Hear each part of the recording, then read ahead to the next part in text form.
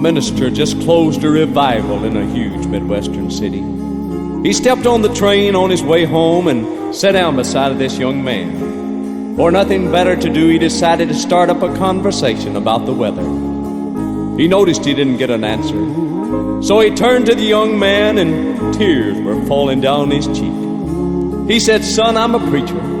I'd be glad to help you in any way that I can." The young man, through his tears, proceeded to tell this story. He said, "Preacher, about 2 years ago, I got so mean at home, I even hit my father. He called me in and said, 'Son, you're going to have to leave home. You're breaking your mama's heart.' For 2 long years now, preacher, I've been wandering around all over this country. And about 3 weeks ago, God gloriously saved me, and now I'm on my way home. I wrote Mom and Dad and told them I'd be on this train." The preacher said, "Son, that's all well and good, but how you know you're going to be welcome?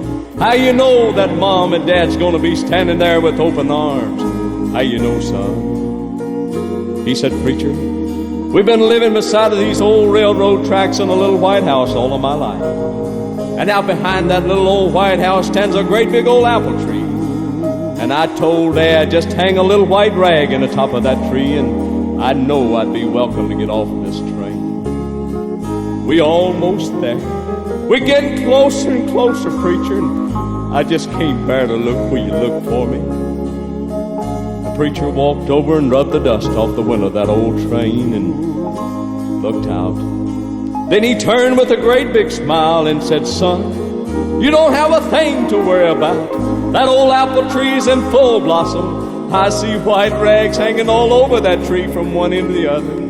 And I see an old gray-haired Mom and Dad standing down under that old apple tree waving a big white bed sheet saying, 'Come on home, son, come on home.' And you know that's just like God is. No matter how mean we've been, no matter how wicked we've been, no matter what we've done, all we've got to do is just ask Him, and He'll welcome each and every one of us. Each and every one of us home. Praise God.